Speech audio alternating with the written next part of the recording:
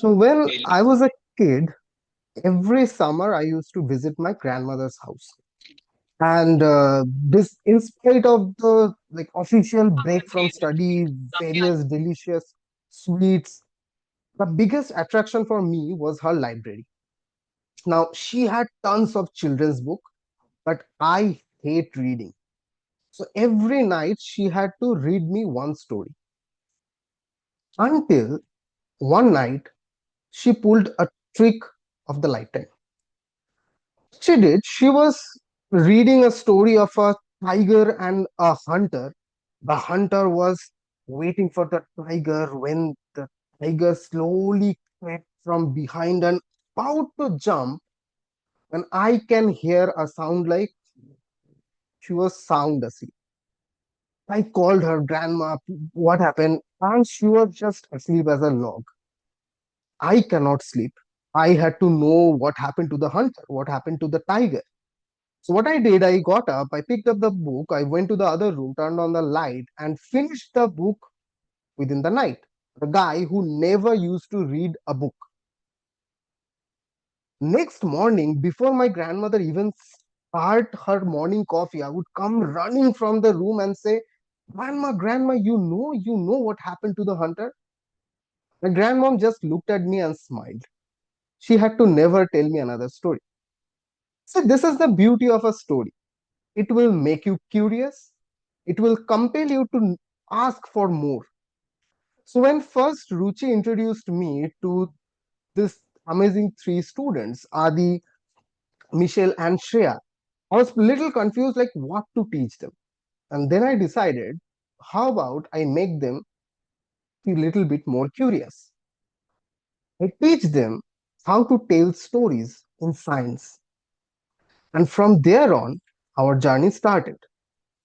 Within the last 2 months, we had done three projects.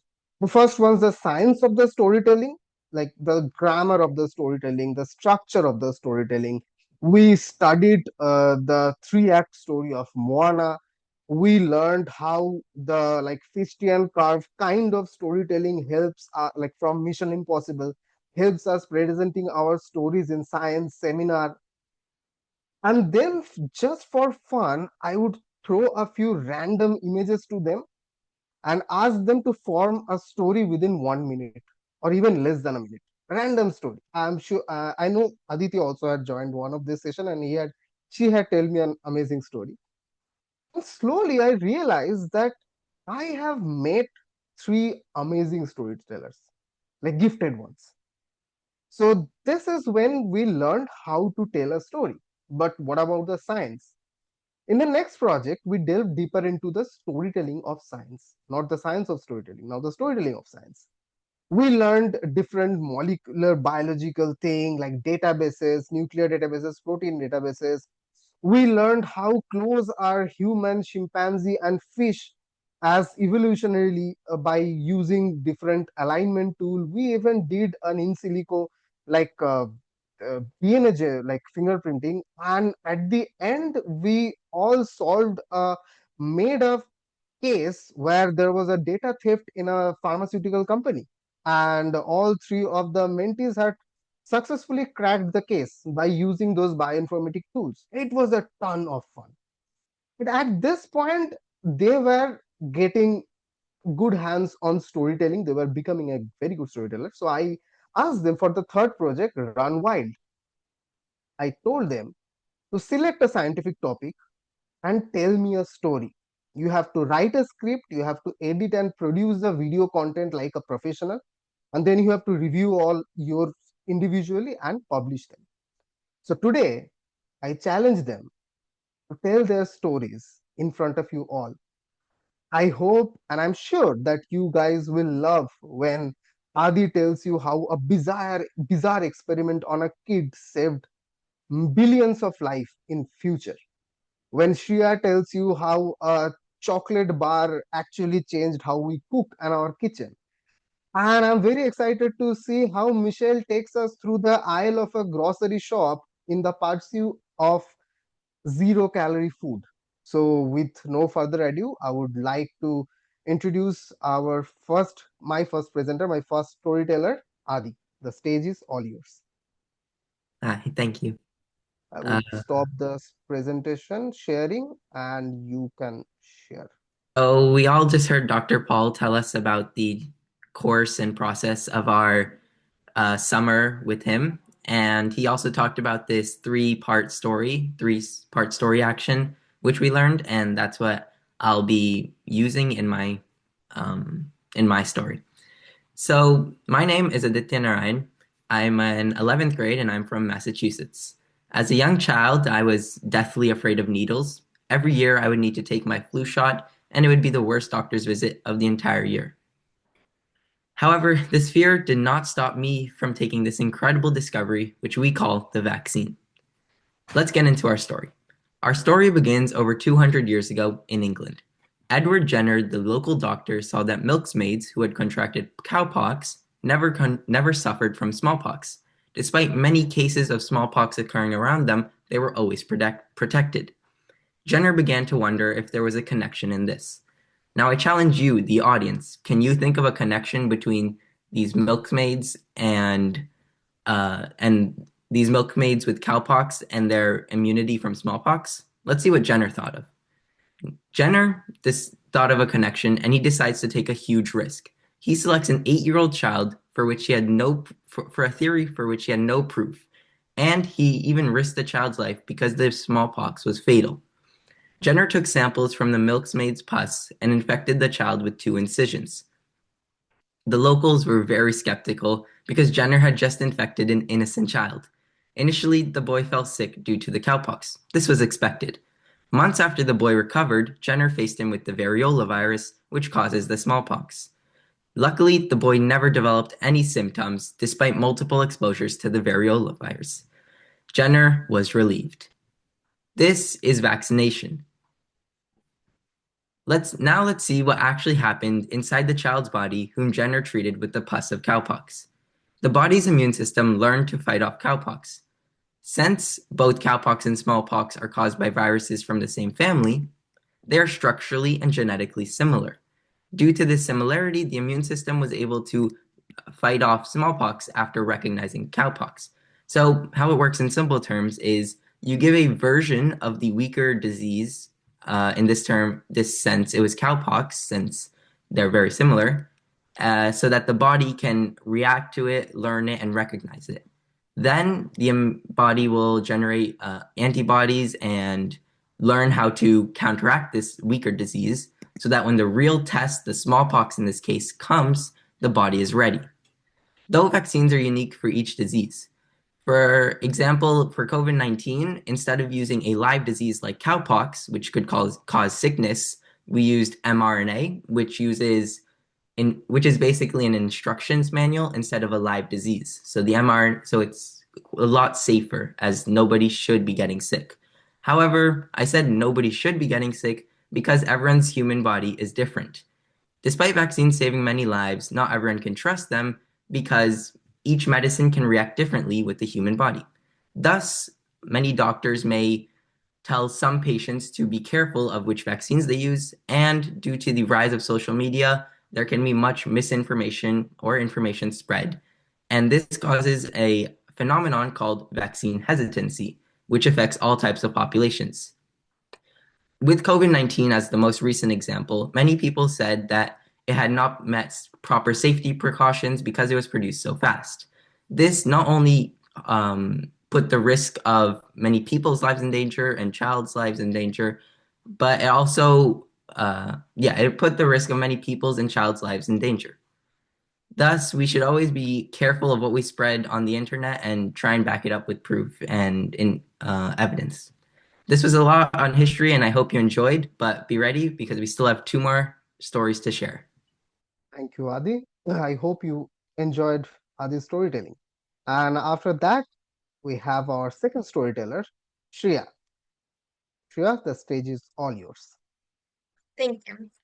Okay, so today I will be talking about microwaves. Hi everyone, my name is Shreya Kanikaram and I'm a freshman at Westford Academy in Westford, Massachusetts. Today I will be talking about the accidental discovery of the microwave. I bet you've used a microwave before, or at least seen somebody else use it. I know I've used it a lot.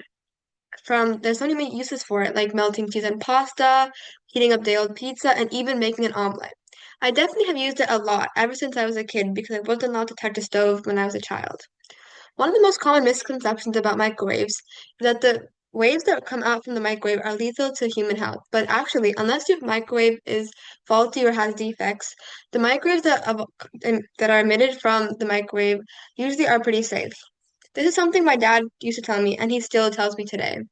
But have you ever thought about how this kitchen top marvel was invented? And would you tell me if the microwave, would you believe me if I told you the microwave was invented completely by accident? I travel back to the 1940s during World War II. One fine day in 1945, Percy Spencer, an engineer, came into his lab and started operating a magnetron, a radar set, while working at the company Raytheon. While he was doing this, he stuck his hand into his pocket to feel the chocolate bar. His once solid chocolate bar was now melted. He realized that the radar set had melted the chocolate bar and was shocked by this. So he sent a boy to fetch some kernels. He put the bag of kernels in the microwave and witnessed in awe when it actually started heating up. To verify his theory, Percy took the magnetron, placed it into a box made of metal, and placed the food into the box to see if the food heated. And it did. The microwaves work by the magnetron producing microwaves, a specific type of electromagnetic wave, and this is absorbed into some of the molecules like sugar and fat. This makes the molecules move extremely quickly, and this causes friction, which also causes heat, and this heats the food. The electromagnetic waves also bounce and reflect in the microwave, which further heats the food. Later, on October 8, 1945, a patent was filed for this cooking method. The microwave has long evolved from the 1940s to the present. Back then, microwaves were huge, as they're around 6 feet tall, but as time passed, they gradually evolved into what they are today. From the 1945 to the 1960s, microwaves weighed hundreds of pounds and cost thousands of dollars, making them exclusively only for commercial use. But later, during the 1960s, a company called Sharp started making microwave ovens for residential use, changing the microwave turntables to include a turntable, which can distribute the heat better. Gradually, the size of the microwave ovens reduced, the weight decreased, and so did its price. Within a few decades, more Americans started using microwaves as the price has significantly decreased during those years. By the late 1990s, more than 90% of America had microwaves in their kitchen, though its usage of microwaves is slower in a lot of third world and developing countries. In the present, microwaves are essential to people, and imagine if there's no chocolate bar in Percy Spencer's pocket. We would not have microwaves now. Thank you. And this is my references. Thank you so much, Shreya. Yeah, this is one of my favorite accidental discoveries in science. And with that, after these two stories, I would ask Michelle to share us few facts about how we consume zero-calorie food every day. Michelle, the floor is all yours. Imagine you're in a grocery store, shopping for items for a neighborhood cookout, and you're looking for snacks with low to no calories. You're searching and searching until you find some things, but you're suspicious of the label. Hello, my name is Michelle, and I'm an 11th grade student in Massachusetts, and I want to take you on a journey to expose the truth about nutrition labels found in your local grocery stores and supermarkets. In many countries, including the United States, food labeling laws allow companies to round down. So, in the case of the United States, it would be the FDA. If a product has less than 5 calories per serving, the manufacturer can legally label it as zero. So when you see like 0 calories, what it usually means is so small that it doesn't like they didn't make it count. You're in aisle one and you grab a bottle of diet soda. So the label says zero, right? So it must be perfect for your calorie constraints. But in reality, a calorie of a can of diet soda usually has 1 to 4 calories. The tiny amount comes from artificial sweeteners, flavor stabilizers, and edible food colors. It's not enough to matter if you have one can, but if you're the kind of person who has like 3 to 4 a day, you're not at zero anymore. You're actually getting around 10 to 15 calories without even realizing it. You put that down and you head to aisle two. You go down your grocery list and you notice that you need some cooking oil. You check for a different size, Pam, olive oil, etc. Each of the labels has 0 calories, but if you look closely at the serving size, it usually says quarter second spray, but who actually sprays for a quarter of a second? You cook eggs, veggies, or anything like that for a couple of seconds, you're actually looking at like 20 to 30 calories, like every day. Do that every day, and that really calorie amount really adds up. However, you grab it anyways because you need it. Aisle 3, pickles. For sandwiches, depending on the brand, pickle jars spears usually have 0 calories, but if you look at the nutrition label, medium-sized spears usually have 4 to 7 calories. It's small, but if you eat a lot in a day, it really adds up. Lastly on the list is sugar substitutes. Each little packet is labeled 0 calories. But here's the catch. Like tiny amounts of these packets contain like maltodextrin or dextrose, which contain 2 to 4 calories per packet. Again, one isn't a big deal, but if you drink coffee every day and add like 5 packets, that's like 10 to 20 calories right there from something that says 0. So why does this matter? For most people want to like lose weight, or if you're like a hyperactive athlete and you want to count your energy intake, these things matter. Think of it like loose change. If you see a penny on the ground, you might ignore it because it might feel like nothing. But eventually, when you look back, you've missed a bunch of pennies, nickels, and dimes, and that's a pile of money you just left. So the next time you see a grocery store and you see something that says 0 calories, it might not actually mean 0. So be careful out there. Thank you. Thank you. Thank you, Michelle. And So, with Avani, that, our group is yeah, almost over time, so yeah, maybe you can just take 1 or 2 questions. Yeah. yeah. Does anybody has any question? For Avani or his students, and you can ask anybody whatever you would like to ask. Okay. Then with that, I would conclude the presentation of my amazing 3 storytellers, and I would like to thank all of you listener, and personally thank you students for presenting the stories. And with that, I would Right. Thank you. It was really amazing.